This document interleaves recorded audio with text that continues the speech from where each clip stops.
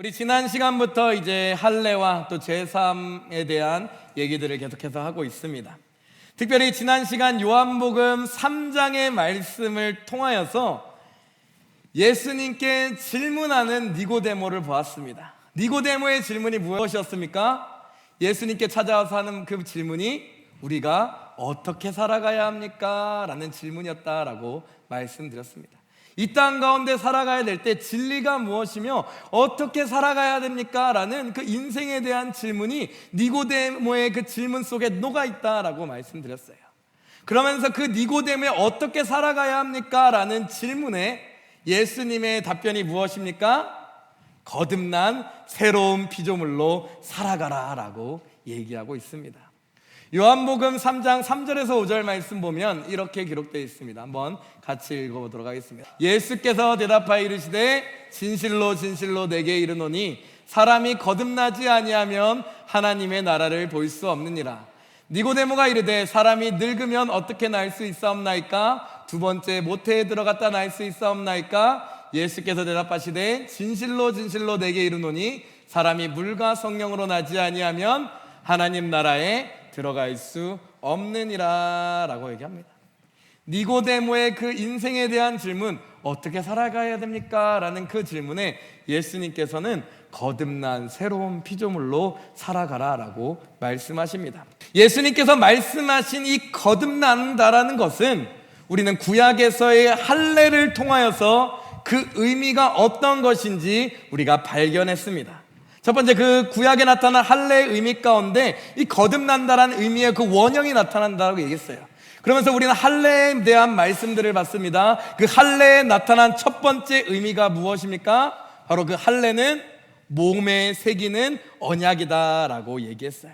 창세기 17장 9절에서 11절 말씀입니다. 같이 읽습니다. 시작. 하나님이 또 아브라함에게 이르시되 그런즉 너는 내 언약을 지키고 내 후손도 대대로 지키라. 너희 중 남자는 다 할례를 받으라. 이것이 나와 너희와 너희 후손 사이에 지킬 내 언약이니라. 너희는 포피를 베어라. 이것이 나와 너희 사이에 언약의 표징이니라 라고 얘기했습니다. 거듭난다라는 것이 구약의 할례의 그 원형적인 의미가 나오는데 첫 번째 의미가 무엇이라고요? 몸에 새기는 하나님과의 언약이다라는 거예요. 몸에 새김을 통하여서 날마다 기억하는 것이죠. 날마다 내가 어떤 존재라는 거, 하나님의 백성이라는 그 정체성을 기억하는 것입니다. 그래서 두 번째 의미가 여기서 나오는 것입니다. 이 할례의 두 번째 의미는 어떤 것이냐? 하나님의 백성이란 정체성을 심어주기 위하여서 하나님께서 행하신 것이다 라고 성경은 나와 있습니다. 창세기 17장 12절에서 14절 말씀입니다. 한번 같이 읽어보도록 할까요? 너희의 대대로 모든 남자는 집에서 난 자나 또는 너희 자손이 아니라 이방 사람에게서 돈으로 산 자를 막론하고 난 지 8일 만에 할례를 받을 것이라. 너희 집에서 난 자든지 너희 돈으로 산 자든지 할례를 받아야 하느니 이는 내 언약이 너희 살에 있어 영원한 언약이 되려니와 할례를 받지 아니한 남자 곧 그 포피를 베지 아니한 자는 백성 중에서 끊어지리니 그가 내 언약을 배반하였음이라 라는 거예요. 할례를 통하여서 하나님께서 진정으로 가르쳐주고 싶은 것은 몸에 새겨진 할례를 통하여서 날마다 그 몸에 있는 것을 바라보며 무엇을 되새기라는 말입니까? 내가 어떤 존재인지, 할례를 받은 내가 어떤 존재인지 되새기란 얘기예요. 그것이 무엇입니까? 나는 하나님의 백성이다 라는 사실인 거죠. 이 정체성을 새겨주기 위하여서 이 할례를 받으라. 그 할례의 그 원형적인 의미가 거기서 나오는 것입니다. 특별히 이 할례의 이 원형적인 의미에서 우리는 그 둘째 의미, 하나님의 백성이라는 정체성을 심어주는 것에 대해서 우리는 집중해야 됩니다. 왜냐하면 이 둘째 의미가, 이 둘째 정체성이라는 그 의미가 할례의 진정한 의미와 연결되기 때문인 것입니다. 단순히 몸에 새긴 언약, 그냥 표징으로서 몸에 새기는 언약의 표징으로서 나타나는 것이 진정한 의미가 아니라 정말 그 진정한 의미는 내가 어떤 존재인지 명확하게 아는 것이 중요하다라는 거예요. 하나님께서는 이 몸에 새기는 할례를 통하여서 그 의미가 무엇인지 마음에 새기기를 원하셨습니다. 그래서 하나님께서는 구약에서 계속해서 할례를 행한 이스라엘 백성을 향하여서 뭐라고 얘기합니까? 마음의 할례를 행하여라 라고 얘기합니다. 신명기 10장 15절에서 16절 말씀 보면 이렇게 기록되어 있습니다. 한번 같이 읽어보도록 하겠습니다. 여호와께서 오직 내 조상들을 기뻐하시고 그들을 사랑하사 그들의 후손인 너희를 만민 중에서 택하셨음이 오늘과 같으리니 그러므로 너희는 마음의 할례를 행하고 다시는 목을 곧게 하지 말라라는 겁니다. 15절의 말씀 보면 이렇게 기록되어 있는 거예요. 여호와께서 오직 내 조상들을 기뻐하시고 그들을 사랑하셔서 그들의 후손인 너희를 만민 중에서 뭐 하셨다? 선택하셨다라는 거예요. 하나님께서 하나님의 자녀와 하나님의 백성된 우리들을 뭐 하셨다라는 거예요? 선택하셨다라는 거예요. 선택받은 하나님의 백성에게 뭘 얘기하고 있습니까? 너희는 뭘 받아라? 마음의 할례를 행하여라. 너의 선택받은 민족으로서 난지 8일 만에 할례를 행하여 눈으로 보여지기에는 정말 하나님의 백성으로 보여지지만 하나님께서는 그 할례의 그 원형적이고 진정한 의미가 이스라엘 백성과 하나님의 백성에게 새겨지길 원했던 거예요. 그것이 무엇인 거예요? 바로 마음 가운데 할례가 베풀어지는 것, 마음 가운데 할례를 행하는 것이다 라는 거예요. 근데 마음의 할례를 행하고 그 다음 뭐라고 얘기합니까? 다시는 목을 곧게 하지 말아라 라고 얘기하는 거예요. 하나님의 말씀에 순종하는 겸손한 삶에 대해서 얘기하고 있는 것이죠. 그래서 사도 바울은 이 하나님의 마음을 너무나 잘 알았던 것 같아요. 그런데 그 할례의 진정한 의미가 무엇인지 명확하게 알았던 것 같습니다. 그래서 사도 바울은 로마서 2장 28절로 29절에 이렇게 고백합니다. 같이 한번 읽습니다. 시작. 무릇 표면적 유대인이 아니요 표면적 육신의 할례가 아니니라. 오직 이면적 유대인이 유대인이며 할례는 마음에 할지니 영에 있고 율법 조문에 있지 아니한 것이라. 그 칭찬이 사람에게서가 아니요 다만 하나님에게서니라 라고 얘기하고 있습니다. 그러면서 표면적 유대인이 아니고 표면적 육신의 할례가 아니다라는 거예요.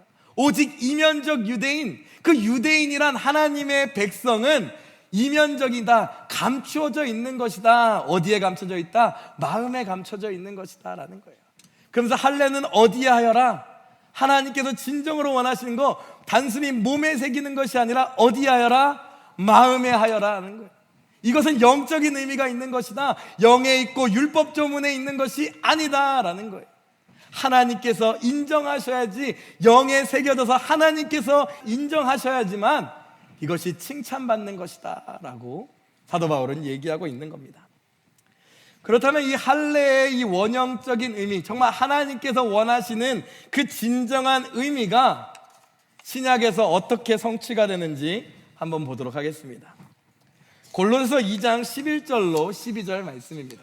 같이 읽습니다. 시작. 또 그 안에서 너희가 손으로 하지 아니한 할례를 받았으니 곧 육의 몸을 걷는 것이요 그리스도의 할례니라.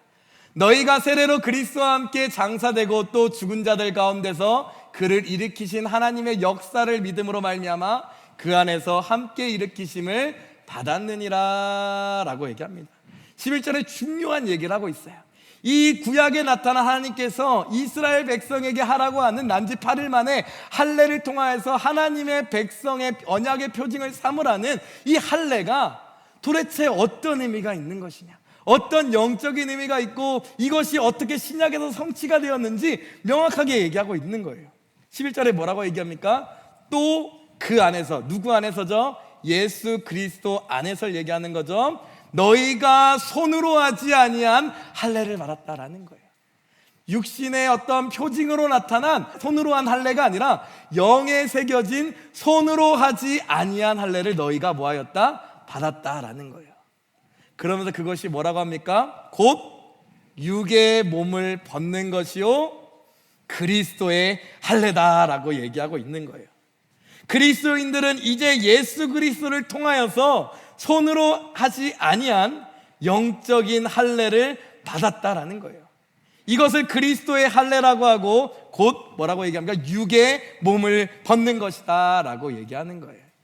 이 육의 몸을 벗는 것은 로마서 6장 6절에 분명히 기록되어 있죠. 옛사람이 예수와 함께 십자가에 못 박힌 것은 죄의 몸이 죽어라고 얘기하고 있습니다. 육의 몸을 벗는다라는 것이 뭐예요?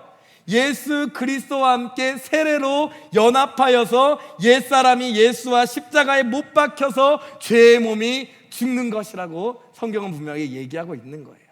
그래서 골로새 2장 12절의 말씀 보면 너희가 세례로 그리스도와 함께 장사되고 또 죽은 자들 가운데서 그를 일으키신 하나님의 역사를 믿음으로 말미암아 그 안에서 함께 일으키심을 받았다라고 얘기합니다. 할례라는 것이 그리스도의 할례라고 하는데 정말 영적인 할례가 무엇이냐? 그리스도의 할례라고 하는데 그리스도 할례는 육의 몸을 벗는 것.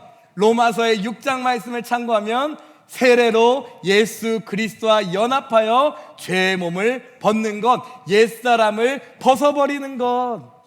그래서 골로새서 2장 12절에 그리스도와 함께 장사되는 즉 그 세례를 얘기한다라고 성경은 얘기하고 있다라는 거예요. 예수 그리스도로 세례를 받는 것, 예수 그리스도의 이름으로 세례를 받는 것, 그것이 바로 예수 그리스도의 할례다라고 성경은 얘기하고 있다라는 거예요. 그렇다면 이제 우리는 발견했습니다. 우리가 어떻게 살아가야 합니까? 라는 그 질문 속에 예수님께서는 거듭난 새로운 피조물로 살아가라고 하고 이 거듭난 새로운 피조물이 무엇인지 또 무엇을 통하여서 되어지는 것인지 우리 말씀을 통하여서 발견했습니다. 그렇다면 정말로 이 거듭나는 은혜가 우리 삶에서 우리의 삶과 우리의 신앙 가운데서 이 영적인 놀라운 세례와 이 할례와 이 영적인 세례가 어떻게 일어나는 것인지 한번 보도록 하겠습니다. 먼저 구약의 이 할례에 대해서 하나님께서 이미 우리에게 알려주고 있습니다. 이 할례를 받는 것을 어떻게 해야 되는지 성경은 이미 얘기하고 있어요. 신명기 30장 1절에서 2절 말씀과 6절에서 말씀 보면 구약에서 이 할례를 받는 방법에 대해서 얘기합니다. 그것이 무엇이냐? 하나님께로 돌아와서 말씀을 청종할 때 그 마음의 할례를 받을 수 있다라고 얘기합니다. 신명기 30장 1절 2절 말씀과 우리 6절 말씀 한번 같이 읽어보도록 하겠습니다. 같이 읽습니다. 시작. 내가 내게 진술한 모든 복과 저주가 내게 임함으로 내가 내 하나님 여호와로부터 쫓겨간 모든 나라 가운데서 이 일이 마음에서 기억이 나거든 너와 내 자손이 내 하나님 여호와께로 돌아와 내가 오늘 내게 명령한 것을 온전히 따라 마음을 다하고 뜻을 다하여 여호와의 말씀을 청종하면 6절 말씀입니다. 내 하나님 여호와께서 내 마음과 내 자손의 마음에 할례를 베푸사 너로 마음을 다하며 뜻을 다하여 내 하나님 여호와를 사랑하게 하사 너로 생명을 얻게 하실 것이다 라고 얘기합니다. 1절에서 2절 말씀 보면 뭐라고 얘기합니까? 내가 내게 진술한 모든 복과 저주가 내게 임함으로 내가 내 하나님 여호와께서 쫓겨간 모든 나라 가운데서 이 일의 마음에서 기억이 나거든 이라고 하는 거예요.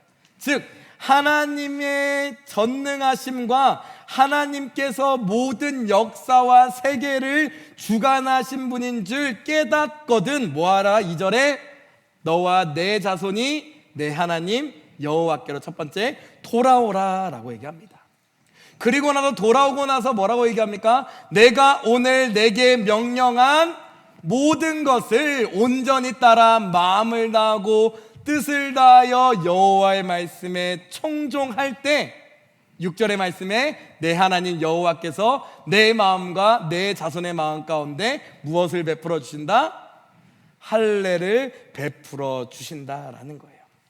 그래서 여기서 구약에서 분명히 우리에게 알려주고 있어요. 이 할례를 받는 방법, 마음의 할례를 받는 방법이 무엇인지 우리에게 알려주고 있습니다. 하나님이 모든 역사와 세계를 주관하신 분인 줄 알고 깨닫고 돌아와서 하나님의 말씀에 마음을 다해 청종할 때 비로소 하나님께서 그 마음 가운데 할례를 베풀어 주시고 마음 가운데 할례를 베풀어 주신 은혜를 통하여서 누구를 사랑할 수 있게 한다? 여호와 하나님을 사랑할 수 있게 해준다라고 얘기하고 있다라는 거예요.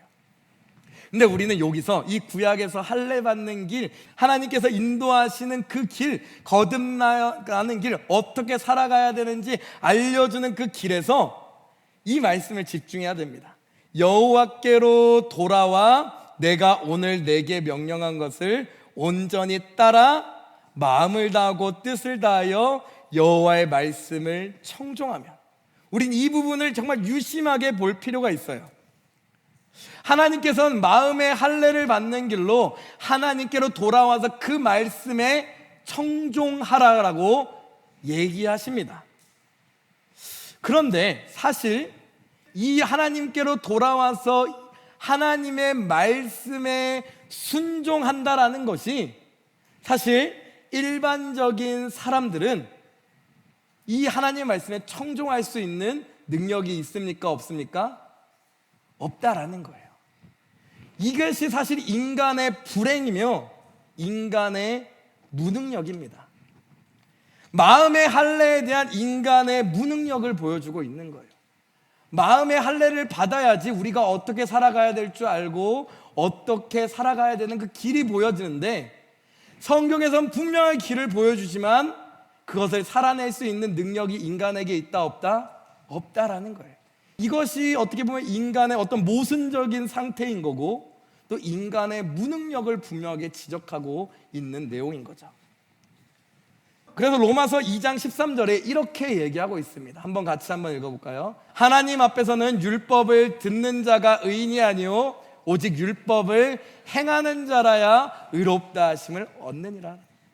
분명히 율법을 행하는 자라야 의롭다 하심을 얻고 그것에 청종할 때 우리 마음 가운데 행하게 되는데, 그것이 율법에서 얘기하는 것이 듣는 자가 의인이 아니요 율법을 행하는 자가 의인이라고 하는데, 그것을 행할 능력이 인간에게 있다 없다? 없다라는 거예요.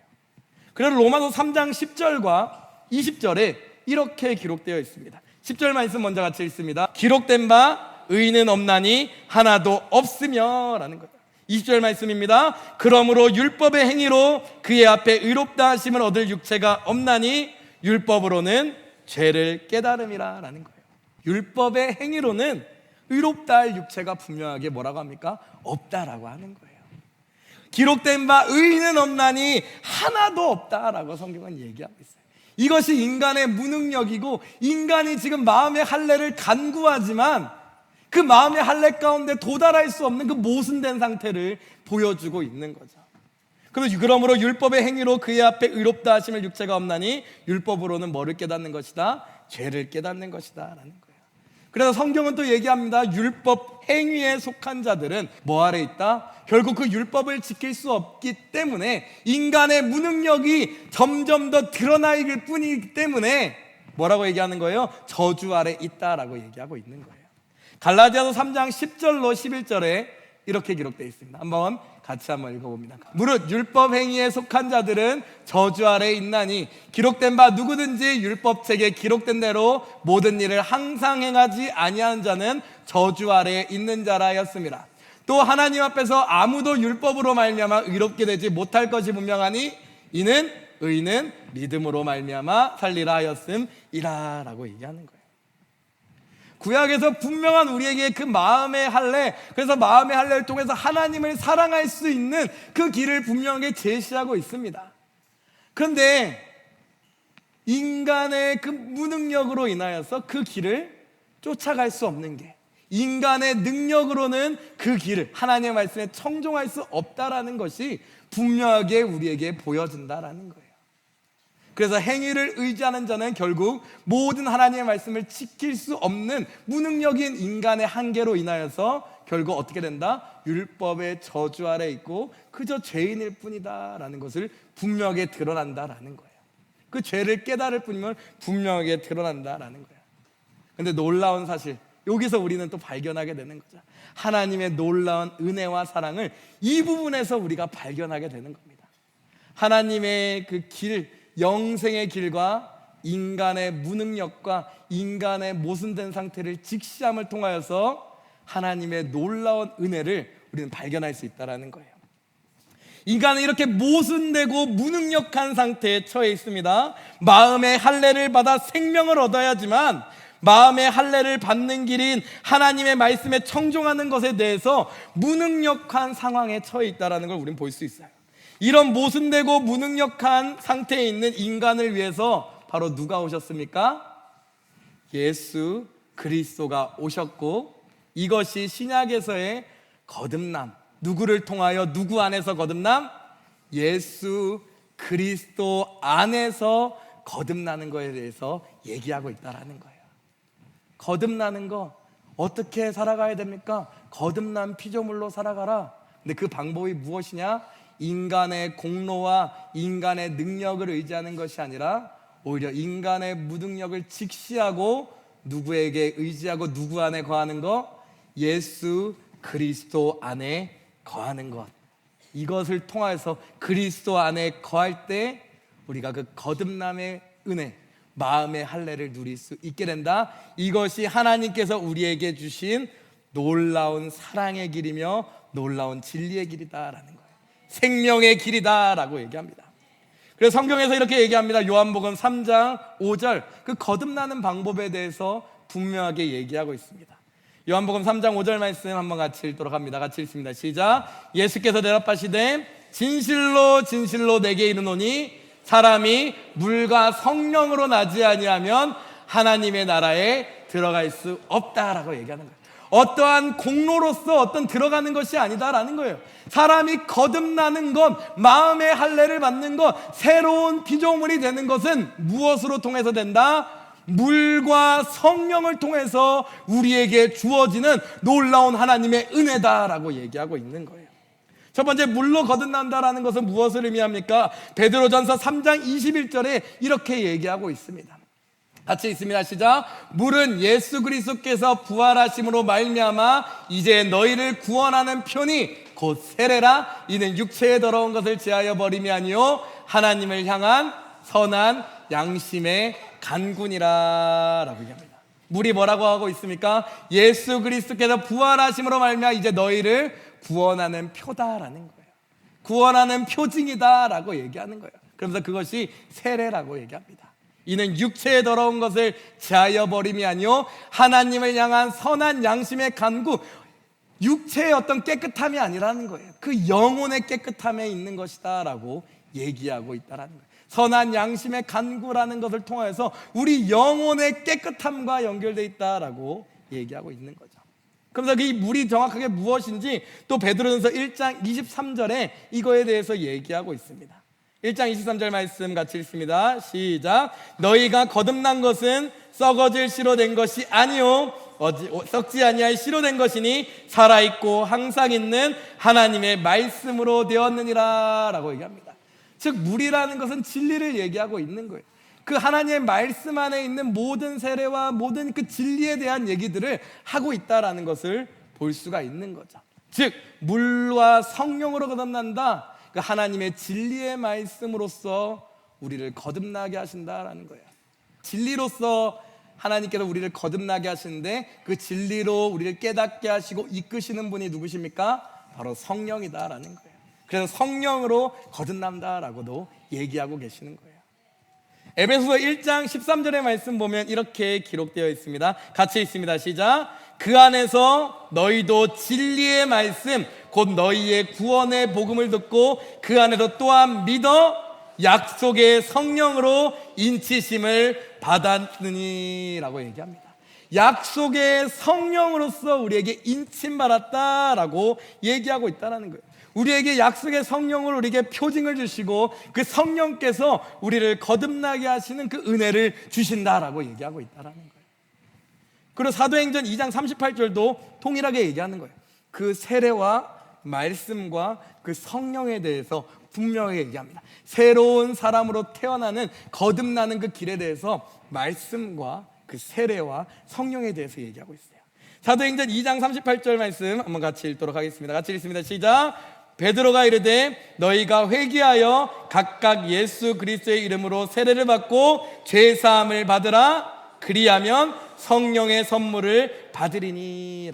베드로가 말하는 거예요. 복음의 메시지를 전하고 나서 얘기하는 거예요. 이 복음의 메시지를 듣고 마음에 찔림이 있는 너희들은 뭐하여라? 회개하여라 라는 거예요. 그리고 나서 각각 예수 그리스도의 이름으로 뭘 받아라? 세례를 받고 죄사함의 은혜를 누려라. 그리하면 무엇을 주신다? 성령의 선물. 제가 근데 지난 시간에 얘기했었죠. 이 성령의 선물은 뭐로 번역돼야 된다? 선물이신 성령으로 번역돼야 된다고 얘기했어요. 왜냐하면 선물이라는 단어가 은사들이라는 단어의 복수가 아니라 단수였기 때문에 이건 선물이신 성령을 얘기한다라고 말씀드렸습니다. 그래서 그리하면 그 회개하고 복음의 말씀을 듣고 회개하고 예수 그리스도의 이름으로 세례를 받고 죄사함을 받으면 무엇을 주신다? 선물이신 성령을 주신다라고 얘기하고 있는 거예요. 거듭난 새로운 피조물로 태어나게 된다라고 얘기하고 있다라는 거예요. 그래서 신약에서 이 거듭나는 방법에 대해서 분명하게 얘기하고 있는 거죠. 누구를 통해서 결국에 거듭나게 되는 것입니까? 예수 그리스도 안에서 물과 성령으로 거듭나는 것이다라는 거예요. 그러면서 이제 나의 어떠한 공로나 나의 어떠한 행위가 아닌 오로지 전적인 하나님의 은혜와 놀라운 예수 그리스도의 사랑을 통해서 또 성령 하나님의 인도하시는 가운데서 우리가 변화된다라는 거예요. 그 마음의 할례, 진정한 의미, 하나님께서 원하시는 그 진정한 의미의 세례와 마음의 할례가 우리 가운데 이루어지게 된다라는 것을 우리에게 명확하게 보여주고 있다는 거예요. 놀라운 이 하나님의 진리와 신비의 말씀, 구원의 신비의 이 놀라운 은혜들을 마음 가운데 새기시는 우리 성도님들 되시기를 예수님 간절히 축원하고 기도드립니다.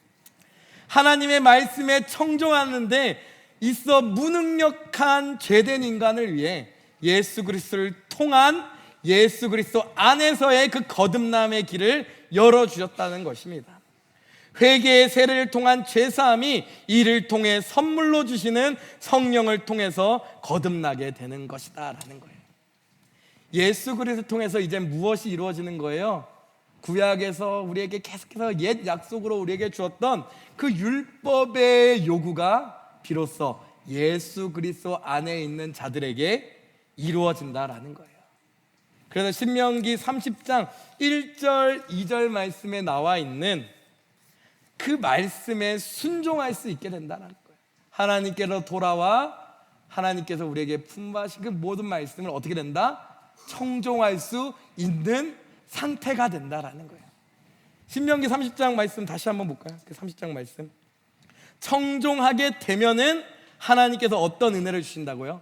우리가 인간의 무능력을 통하여서 할 수 없는 상태였습니다. 근데 예수 그리스도의 은혜로 말미암아 이제는 뭐가 됐다고요? 율법의 요구가 이루어질 수 있는 상태, 하나님의 말씀에 청종할 수 있는 상태가 되었다라는 거예요.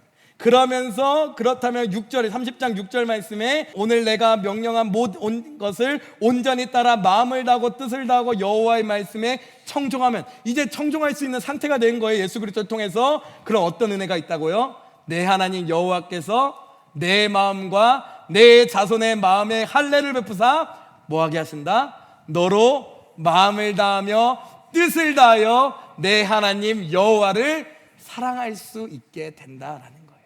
그리고 사랑할 수 있게 되고 무엇을 얻게 하신다? 생명을 얻게 하신다라는 거예요. 마음의 할례를 받아 하나님을 사랑할 수 있게 되며 하나님께서 주시는 그 생명을 얻을 수 있게 된다라는 거예요. 그 생명이 무엇입니까? 하나님께서 주시는 그 놀라운 영생인 줄 믿습니다. 그리고 그 영생을 다른 말로 하면 무엇입니까? 참된 행복을 주신다라는 거예요. 참된 삶의 의미를 주신다라는 거예요. 로마서 8장 2절에서 4절에 그래서 이렇게 기록하고 있습니다. 로마서 8장 2절에서 4절 말씀 우리 한 목소리로 같이 읽도록 하겠습니다. 이는 그리스도 예수 안에 있는 생명의 성령의 법이 죄와 사망의 법에서 너를 해방하였습니다. 율법이 육신으로 말미암아 연약하여 할 수 없는 그것을 하나님은 하시나니 곧 죄로 말미암아 자기 아들을 죄 있는 육신의 모양으로 보내어 육신의 죄를 청하사 육신을 따르지 않고 그 영을 따라 행하는 우리에게 율법의 요구가 이루어지게 하려 하심이라 라는 거예요. 율법이 육신으로 말미암아 연약하여 할 수 없는 그것을 누가 하신다라는 거예요? 성령께서 하신다라는 거예요. 예수 그리스도 안에서 성령의 인도하심을 받는 그 자에게 성령님께서 일하신다라는 거예요. 놀라운 은혜를 베풀어 주신다라는 거예요. 그렇게 되면 어떻게 된다라는 거예요? 4절에 육신을 따르지 않고 그 영을 따라 성령을 따라 행하는 우리에게 무엇의 요구가 이루어진다? 율법의 요구가 이루어진다. 즉 하나님의 말씀에 청종할 수 있게 된다. 그렇게 되면 우리 마음 가운데 할례를 받아 하나님을 사랑하고 하나님께서 주시는 생명을 누리게 된다라는 거예요. 정말 이 하나님의 성령 안에서 이루어지는 예수 그리스도 안에 있는 우리에게 성령의 인도하심을 따라 살아갈 때 주어지는 놀라운 하나님의 은혜를, 하나님의 사랑을 발견하시는 우리 하나님의 백성들, 동탄순복음교회 성도님들 되시기를 예수님 간절히 축원하고 기도드립니다. 오늘 말씀 요약하고 결론 내리도록 하겠습니다. 먼저 요한복음 3장의 말씀을 통하여서 우린 니고데모의 얘기를 들어서 이 니고데모의 질문을 우리가 보았습니다. 우리는 어떻게 살아가야 합니까? 라는 니고데모의 질문이었어요. 그거에 대한 예수님의 답변이 거듭난 삶에 대한 것도 우리는 발견했습니다. 그리고 그 다음 질문인 어떻게 거듭나는 것입니까? 에 대한 얘기도 우리는 말씀을 통해서 발견하였습니다. 거듭난 삶, 즉 마음의 할례를 받는 것은 하나님께로 돌아와 말씀에 청종할 때 하나님께서 베풀어 주시는 은혜인 줄 믿습니다. 근데 여기서 하나 문제가 발견한다는 거 우리는 발견했어요. 그것은 하나님의 말씀에 청종할 수 있는 능력이 인간에게 없다라는 거예요. 그러나 하나님의 놀라운 은혜, 정말로 다행스럽게도 이를 너무나 잘 아시는 하나님께서는 율법의 요구가 우리 가운데 이루어질 수 있도록 예수 그리스도를 보내셨다라는 거예요. 우리는 예수 그리스도를 통해 그분의 십자가의 죽음과 연합함으로 죄사함을 받고 선물이신 성령을 받아 그리스도 안에서 성령의 인도하심을 받을 때 하나님의 말씀에 청종할 수 있게 되고 마음의 할례, 즉 거듭남의 은혜를 받아 생명을 얻게 된다라는 것을 우리 말씀을 통해서 발견하였습니다. 이것이 예수 그리스도를 통해 우리에게 주시는 놀라운 풍성한 은혜인 줄 믿습니다. 또 예수 그리스도를 통해서 우리에게 주시는 거듭남의 은혜, 어떻게 살아가야 됩니까? 새로운 피조물로 살아가라. 어떻게 새로운 피조물로 살아가야 됩니까? 거듭나는 은혜를 누려라 라는 그 하나님의 우리 인생에 대한 질문 가운데 답변이신 줄 믿습니다. 성경은 우리에게 어떻게 살아가야 될지 명확하게 말씀하고 있습니다. 그 길은 바로 예수 그리스도 안에서 거듭난 새로운 피조물로 살아가는 것입니다. 새로운 피조물로 살아가는 우리 성도님들 되시길 소망합니다. 예수 그리스도 안에서 그 영의 인도하심을 받아 새로운 피조물로 살아가 하나님께서 주시는 참된 행복으로 생명력 있는, 활력 있는, 삶의 의미가 있는 그 삶을 살아가는 성도님들 되시기를 소망합니다. 이 그리스도 안에서 성령의 인도하심을 따라 마음의 할례 받고 거듭나는 새로운 피조물로 살아가는 것이 진정으로 우리에게 삶의 생명을 주고 우리 삶의 참된 행복과 참된 의미, 우리 인생 자체가 의미 있어지는 그 놀라운 은혜가 있는 줄 우리가 믿습니다. 그리스도 안에서 새로운 피조물로 날마다 살아가시고 이번 한 주도 살아가시고 앞으로의 모든 삶도 살아가는 우리 성도님들 되시기를 예수님 간절히 축원하고 기도드립니다.